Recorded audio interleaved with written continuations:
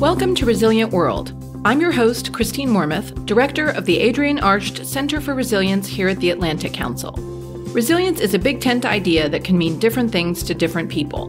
We at the Atlantic Council see resilience as a mindset, a way of approaching problems with an eye towards figuring out how to build capacity to bounce back more quickly from the challenges coming at us every day. Whether it's terrorism, natural disasters, global pandemics, cyber attacks, or even disinformation campaigns. Resilient World features conversations with individuals who are thought leaders when it comes to resilience. Thank you for listening. Today, we are very lucky to have with us New York Times bestselling author Max Brooks. Welcome, Max. Thank you. Good to be here.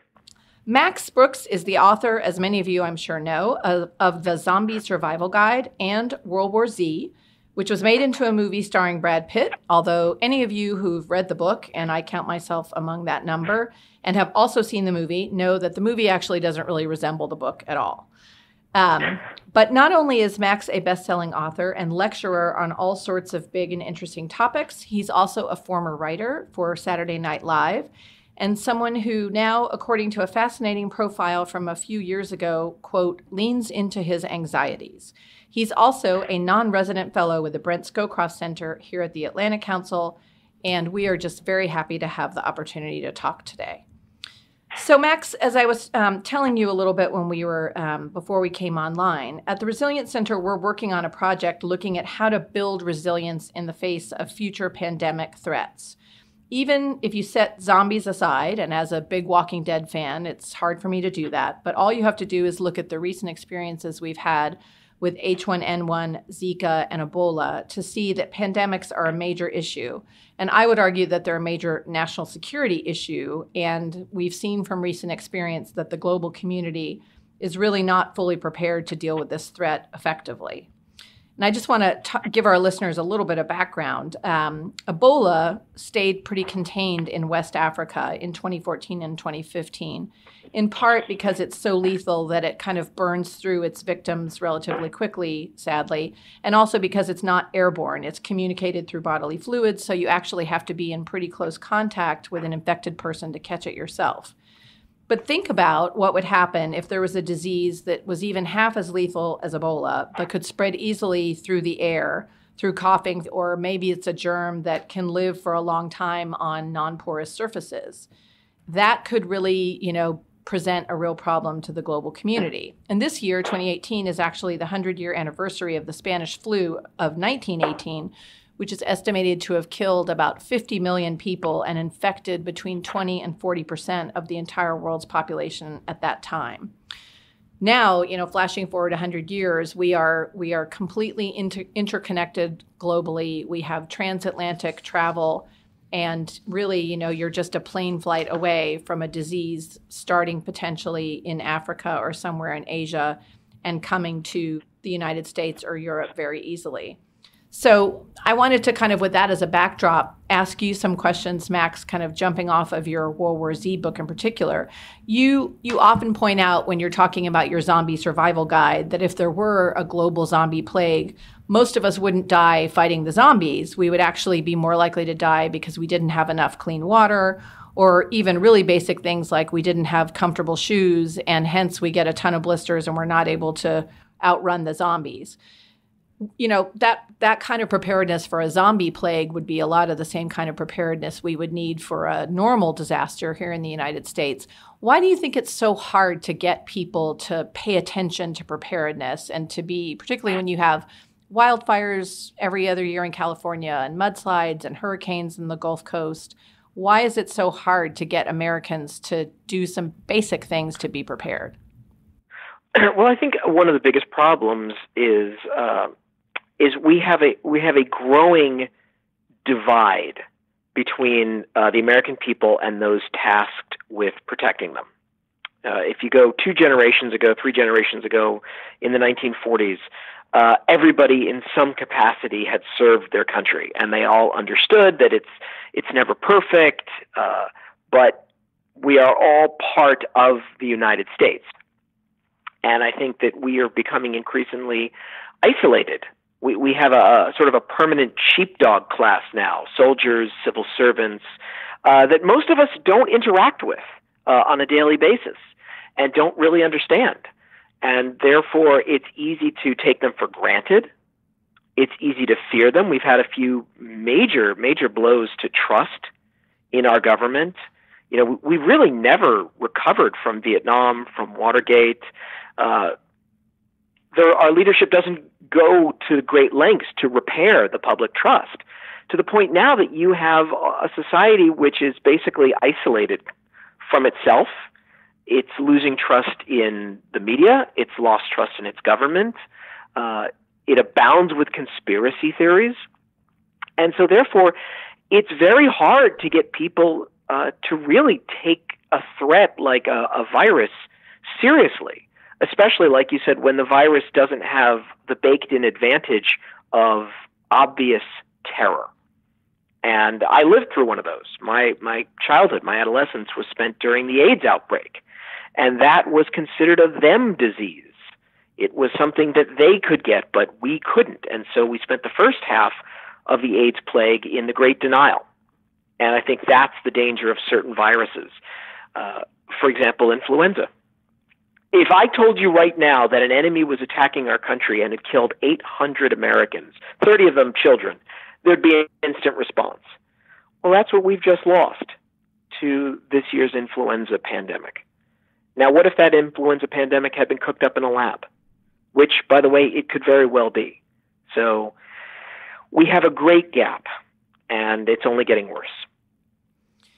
Yeah, I mean, that's an interesting observation. I think you sort of see the same thing. I mean, your point about if an enemy, some sort of human adversary, had caused the number of fatalities that the current flu epidemic is causing, we would be paying attention to it in a different way. I think you could say the same thing, frankly, sadly, about a lot of the domestic shootings that we've had in the United States recently. I mean, you think about, I frankly don't know the numbers off the top of my head. I can't remember whether it was 50 people who were killed in the Las Vegas shooting or 80 people who were killed, but I think it was also 300 people seriously wounded. The numbers don't resonate in the same way because society has sort of become inured to those kinds of numbers being associated with domestic shootings or with traffic accidents or with flu outbreaks. So that's a good point. I guess, and I also agree with you that there is definitely a gap between most Americans and the professional U.S. military and the people who serve in the military, and the disconnect with so few, quote, regular people not really even knowing someone who's serving in the military. That's absolutely, I think, part of the dynamic. But I think I'm also intrigued by the fact that even people who live in areas of the United States that are prone to natural disasters like earthquakes in California or wildfires in California or mudslides in Colorado or hurricanes in the Gulf Coast area or on the Atlantic coast, also don't seem to prepare. And, and so every time there's a new hurricane season, the governors of all of those states have to go out, particularly if it looks like there's a Category 5 or a Category 4 storm coming, and say, have a go kit, make sure you board up your windows, follow the evacuation orders if you're told to evacuate. And a good number of people living in those areas don't do it. And I just wonder if you have any thoughts on that and I myself am guilty of this. I've worked in defense and homeland security for 25 years, and yet I don't have a go kit in the trunk of my car were there to be a major disaster. My kids and I don't have a plan for where we would meet, the basic things you're supposed to be doing. And if there ever were a substantial pandemic outbreak here in the United States that caused panic and caused people to spontaneously evacuate, you would want to have those kind of preparedness kits ready to go. I think it's threefold. The first is just good old-fashioned denial. Why don't people get regular checkups? Why, when people discover a lump or a dark spot, don't they immediately go to the doctor and get it diagnosed? I think that's just standard operating procedure for the human psyche. And when you get people in groups with nobody to break through that fog, that's when you get dangerous. I've lived in Southern California most of my life. We've just had people killed in mudslides. Mm-hmm. These mudslides happen every single year, ever since I was a little kid. The fires come and they burn away the brush that holds the clay hills together, and then the rains come, and then people die. This is not new. This is not shocking. And yet it happens every single year. So part of that is just people in denial. Shame on them. But then there are the people who are tasked with protecting the populace. And they bear a large portion of responsibility because they know better. And they know that it's expensive to build better homes and to charge higher taxes. They know that there's a political backlash where there's places that homes literally should not be built. In the Southern California basin, it's probably meant naturally to house about 12 Chumash Native Americans, not 8 million people. And developers and city officials, they let homes be built in places that are fire traps or that are going to be destroyed in mudslides. And they don't do anything about it. So I think it's a folie à deux, what you call is a partnership of people in denial and maybe greedy or cowardly leaders who will not lead for the sake of safety. Yeah, it's interesting because we've been looking at some of those issues here at the Resilience Center, particularly in the wake of last year's hurricane season and all of the flooding. I mean, to your point about developers building in parts of California that are very prone to wildfires, it's the same thing in the Gulf and on the Mid-Atlantic with building homes in floodplains. And as received a fair amount of coverage in the wake of Hurricane Harvey, the city of Houston, pursued an approach to development that had very light, if any, zoning.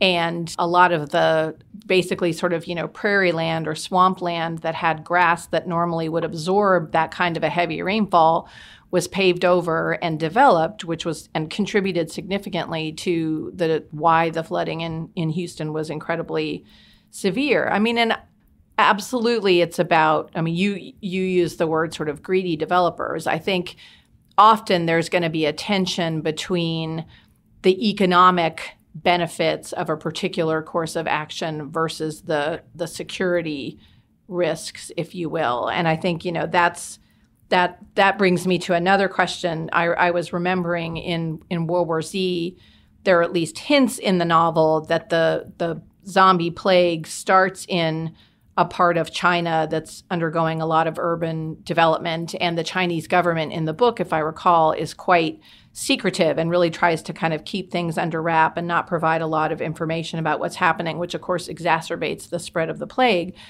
In real life, when the SARS outbreak occurred, the Chinese government at that time was not very transparent with the rest of the international community and was quite secretive about what was happening. And I think a lot of that was due to the fact that they were concerned about the political and economic fallout of letting it be known what was happening. And I wonder if you have thoughts about how a government can balance that, because there is often in the short term a real economic hit to being open about what's happening.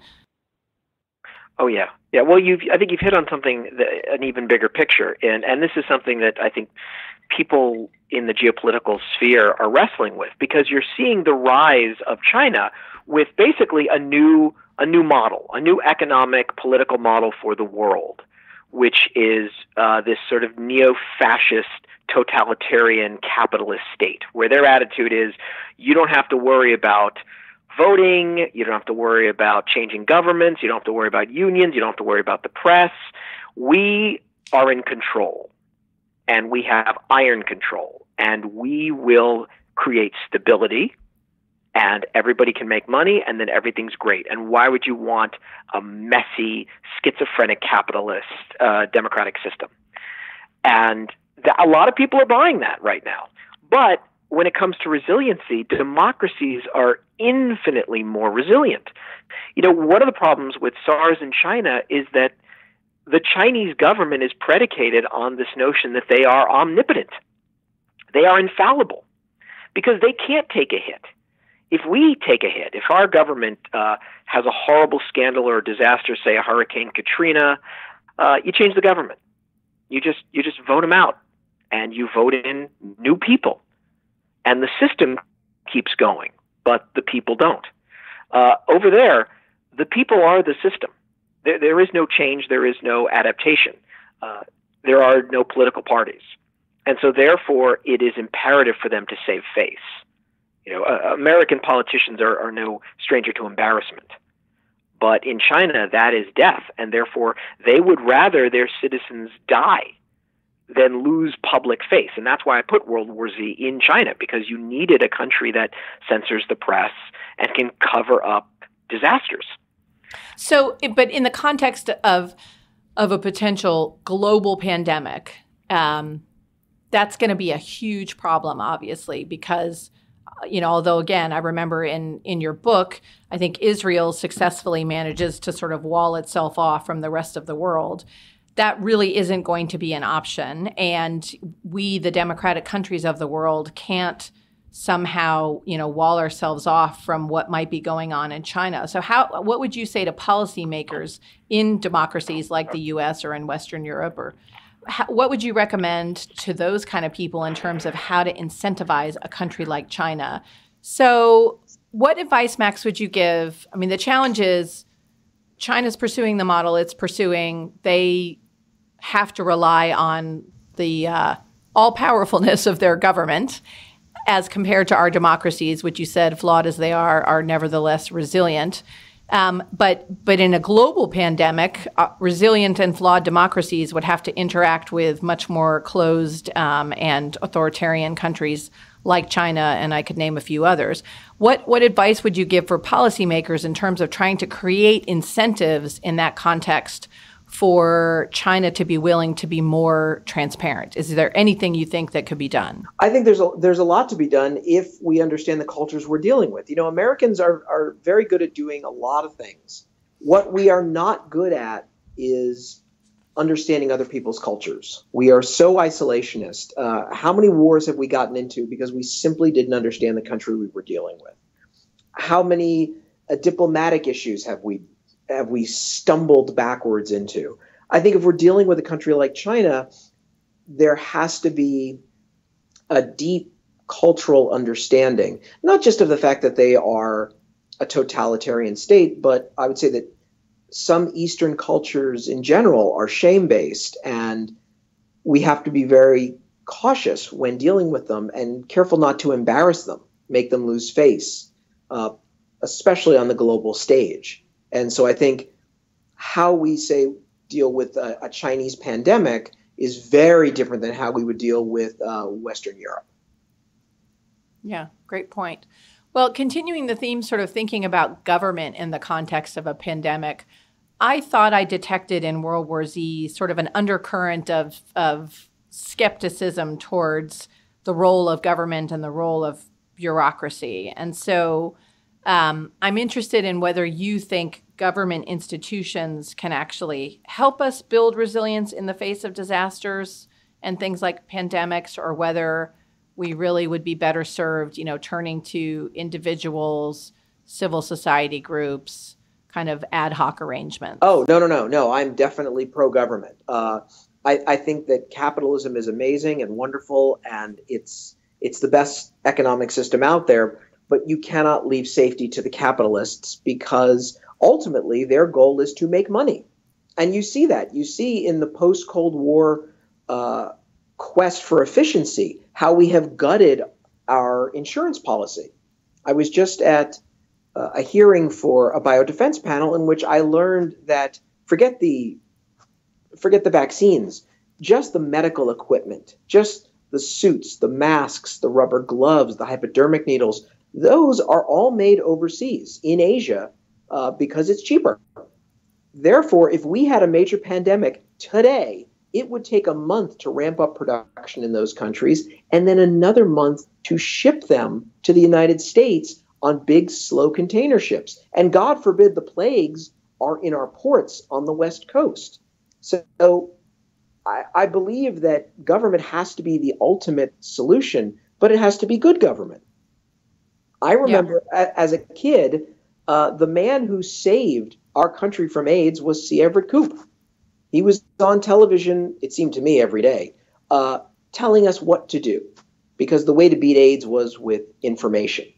And unless I'm wrong, I seem to remember that a pamphlet on how to protect yourself was mailed to every single American household.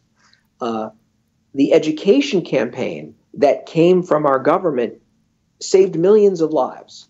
And ultimately, it has to be that. But that requires a tremendous amount of courage from the government, from elected officials. The fact that during the Zika outbreak, we had a Surgeon General whose hearing was held up by the National Rifle Association because I think a question had been asked about potentially looking into gun violence. Suddenly, a lobbying group held up America's top doc at the moment we were having another pandemic. That cannot be allowed to happen. Yeah, absolutely agree with you. And I can think back to I had just started in the Obama administration, and when the H1N1 crisis started developing, and while ultimately, with hindsight being 2020, we sort of dodged a bullet with H1N1, and it didn't prove to be as dangerous and as sweeping as we thought it was going to be. On the front end of that crisis, we were extremely concerned, at the federal government level, across the entire federal government. And one of the things that struck me was, while there were a ton of problems, we realized we grew our flu vaccines in chicken eggs, and a lot of the problems that you were pointing to about the personal protective equipment, a lot of the vaccine development was very centralized in certain companies, and there were huge issues about if we were able to make a vaccine, how much could we make and how quickly, and how would we allocate it between rich countries like the United States and other poorer countries. There were all sorts of challenges, but one thing that I was struck by that I think the government actually did pretty well was that public information and education campaign. And part of the reason I was particularly aware of it was because my children at that time were in elementary school, and there was a huge amount of attention of educating the school administrators and getting information out to parents and getting kids vaccinated. And I think, that information campaign was extremely well done, and is part of the reason I think that helped keep the situation under control. But it's a big challenge. You said you testified recently on a biodefense panel. There was a major blue ribbon biodefense panel a couple years ago that was chaired by former Senator Lieberman and the first Secretary of Homeland Security, Tom Ridge. In their first big report, which I think came out a year ago, the central big recommendation they made was that we needed to have one major, they didn't call it this, but they essentially seemed to be calling for a biodefense czar that would have an office that reported directly to the Vice President of the United States, because their core argument was that the whole biodefense enterprise was completely decentralized across the U.S. government, and that there was no way to keep track of what agencies were doing what, how much money we were spending, and there was no way to kind of, herd all of the resources in a way to sort of get the most bang for the buck and make sure that the capability gaps were being covered and filled and so on. So it was an extremely centralized approach. And I wondered what you think about that and whether you think that's the right answer. I agree. I think it's important because I think that we obviously need bureaucracy, but we need a smart bureaucracy. I think that sometimes you can do too much and you can have too many levels. And we saw that in Katrina. And, what never really came out post-Katrina was that the problem with FEMA was that it was folded into the Department of Homeland Security. And before 9/11, FEMA was its own separate agency where the director had a direct line to the President of the United States and could literally stand on the tarmac in St. Thomas after a hurricane and call in those C-130s. Well, afterwards, FEMA was rolled into DHS. And DHS really is hunting terrorists. So all the money, all the talent, all the energy gets focused somewhere else. And I think if you weave biodefense into another agency, for example, Homeland Security, then all that money is still going to go to things like metal detectors and surveillance drones when it should be going to vaccines, hospitals, communication with the public.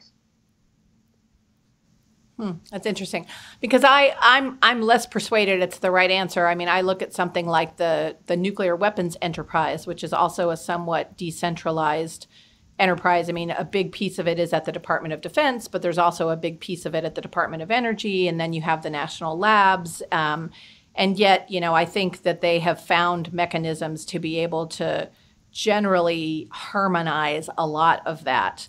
And I wonder how realistic it is to think that, one office, even reporting to someone as high as the Vice President of the United States, is really going to be able to have the authority to kind of ride herd over some of those powerful cabinet agencies. I don't know if it's so much about authority. It's about getting your message out. I think the problem is if you're in an agency that's folded into a larger department, then your reports can get squashed. And I think we need a separate, clear voice, sort of in the way that we had the Surgeon General. Personally, I don't know where the Surgeon General is now in all this flu. I haven't seen anyone in that uniform on my nightly news telling me what to do. And so I think we've lost that direct public communication. Yeah, I think that's very fair. And I think I would also note that in the course of this flu, I read a report of the Center for Disease Control having, they've taken a very large budget hit under the Trump administration. And so a lot of the work they were doing overseas with other countries to try to shore up the public health systems of other countries, those resources have been cut. And so CDC is having to bring back a lot of its folks who were forward deployed, to your earlier point about isolationism. So whether you have kind of a pandemic czar or a biodefense czar or not, you need to have resources for the basic blocking and tackling of, are we investing in vaccine development? Are we working internationally with other countries to shore up their systems? Are we working here at home to have public information campaigns? And I definitely worry that right now there's a big gap between the resources that are actually being spent on those things and the resources that we need to spend on them, given the threat that a pandemic would cause. I mean, as you know from your book, but also I think from just thinking that you've done, if we really were to have an airborne pandemic that had, some sort of a pathogen, again, it didn't have to be nearly as lethal as Ebola. It could do serious, serious damage, and there would be very serious panic. I mean, I think of just what happened when, one person from Africa came to the United States during the Ebola crisis and got sick in Texas.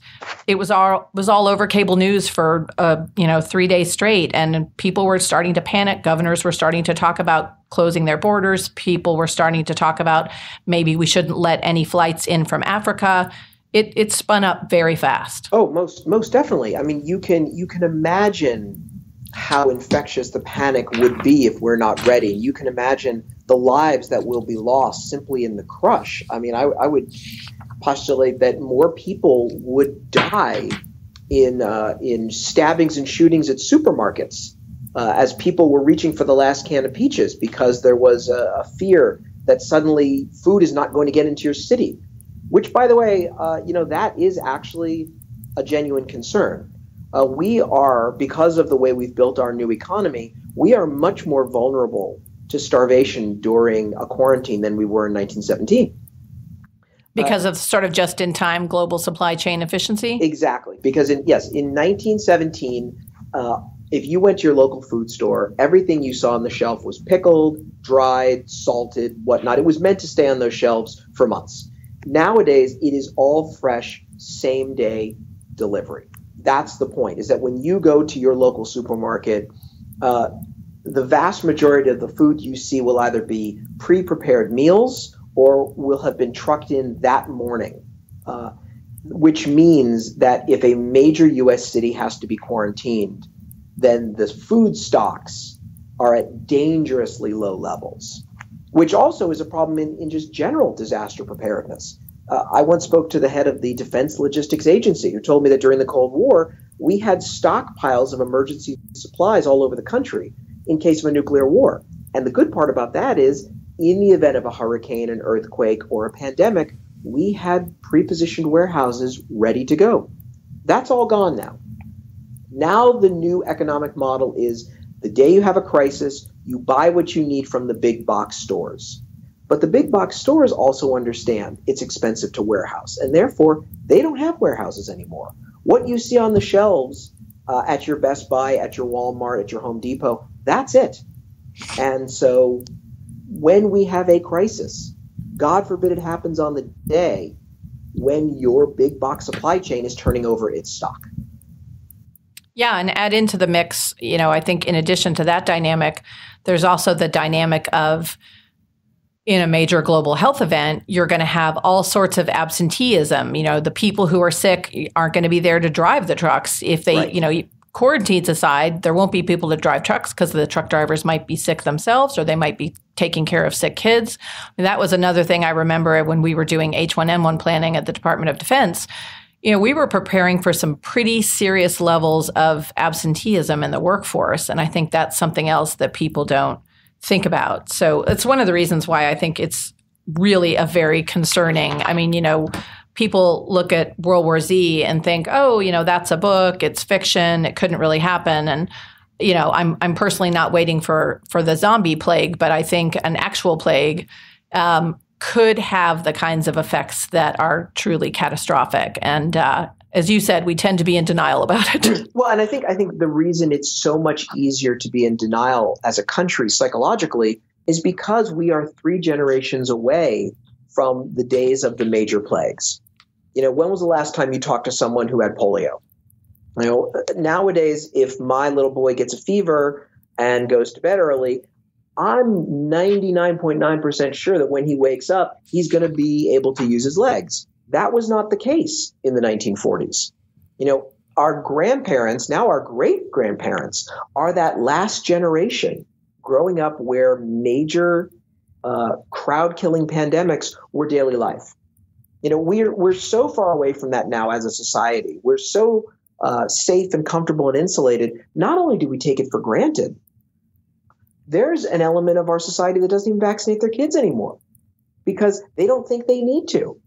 They've never seen a child with whooping cough that has literally coughed themselves to death. They've never known what it was like to have massive, deadly German measles or diphtheria just rip through a city and kill most of the children. That's science fiction to most people nowadays. And so it's easy to be in denial because you don't have that gray-haired person sitting in your house saying, hey, go vaccinate your kid right now. Yeah, great point. The anti-vaccine movement is a real problem. I think anyone who's a parent has to have a serious concern about that. Well, listen, let me pivot away from the cheery topic of pandemics, and I just wanted to touch on 2 other things that I know you're very thoughtful about in particular. There's a great scene in World War Z where the military is bringing out, every single specialized weapon it can against the, huge hordes of zombies that are coming to overwhelm all of the soldiers. And ultimately, despite all of the high technology and high weaponry, the military winds up being completely overwhelmed. If you look at the wars that we've been fighting for the last 15 years in the Middle East and Afghanistan, it seems like technology isn't always the answer. And although there's certainly, a need to be very focused on higher end strategic competitors like Russia and China, which is, we do need to keep our eye on the technological edge there. There's also, I think, a role for thinking much more creatively and thinking about using existing technology in different ways. And I noticed that Secretary Mattis, he just came out with this new national defense strategy, and he calls for building a more lethal, resilient, and rapidly innovating joint force. And of course, as the director of our Resilience Center, I'm always excited to see resilience being featured. But I was interested, given all the work you do with our military, in whether you think, how well do you think is the military posture today to be innovative and to think creatively about new operational concepts? What's your sense of how we're doing in that area? Well, I'm heartened by the fact that there is a whole generation of mid-grade officers who had their baptism of fire in Iraq and Afghanistan, and they understand. Nobody has to tell them twice that you have to be able to think on the fly, you have to be creative, you have to be resilient. They know that. And I think that they're in a much better position to lead our military into the future, as opposed to when they were junior officers going into Iraq and Afghanistan, being led by officers who grew up during the Fulda Gap days. So I'm very heartened by the captains, majors, and lieutenant colonels that I meet all the time who understand this. They tell me things like, when we went into Afghanistan, there were no books on Afghanistan. They had a book, The Bear Goes Over the Mountain, and that was it. Yeah, it's funny. I just saw the National Security Archive released a whole bunch of what were called snowflakes from Secretary Rumsfeld. When he was the secretary, he would dictate these very short memos and missives that would get distributed throughout the bureaucracy. They were sort of famous for those of us who worked there. So they've been declassified. And I saw one today where he was basically saying, it was, I don't know, a month into our going into Afghanistan, and he dictated a note that said, hey, I want someone to tell me how many different languages are spoken in Afghanistan, and what are they, and how many people speak them. And, it just pointed, frankly, to how little we understood about that country and that culture that we were going into. Right, which is unconscionable, given that just a few years earlier, we were waging a clandestine war in Afghanistan. Right. The fact that was the last battleground of the Cold War, and we came out of that country with little or no knowledge is unbelievable. The fact that we could have fought a Desert Storm against Iraq, and on the eve of Operation Iraqi Freedom had no idea, and said proudly and openly that we didn't know that there were 3 different kinds of Iraqis. We don't do culture well. Yeah, and those who don't study the past are doomed to repeat it. Isn't that the saying? Yeah, and we're very good, unfortunately, at doing that. And you can see, I've noticed a cultural civil war going on within the military, where you have sort of the Coindinistas who understand that the bulk of American blood in the future, this century, is going to be shed in small wars. And we need things like cultural studies. We need translators. We need to be nimble and adaptable. And they're in a cultural battle with the Fulda Gap people. The people who want to go back to just the big wars. And like you said, we will always need big armies. We will always need big navies. We will always need big tech. But that's more deterrence than actual use. Those are there just to keep our competitor states like Russia and China at bay. But let's never forget, when it comes to technology, the day we landed on the moon, American GIs were still dying of wounds sustained by punji stakes, bamboo sticks dipped in human excrement. That killed a lot of Americans. A lot of GIs died in Vietnam of Stone Age implements at the dawn of the American space age.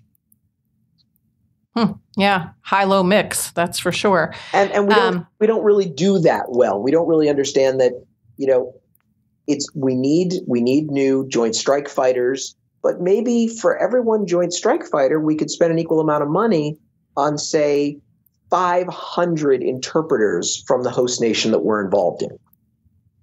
Yeah, I noted with interest in that Secretary Mattis, in his speech about the new National Defense Strategy, did make a point of talking about the need to continue to maintain proficiency in counterinsurgency. But he noted with emphasis that, in his view, that was largely about education and cultural understanding, to points that you're raising, much more than it was about technology or numbers. I mean, I think he would very much agree with you that we need to find ways to institutionalize our knowledge about cultures in other places around the world, and not lose that, and hence have to relearn it each time, which I think is more what we've fallen victim to. And I think that the tragedy of that is, if we were an enclosed, homogenized country like, say, Japan, that would be excusable.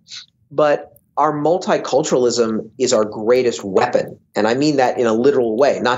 It's not just a hippy-dippy feel-good phrase. The fact that no matter what country we will be involved in the future, we have an active diaspora from that country living somewhere within the United States.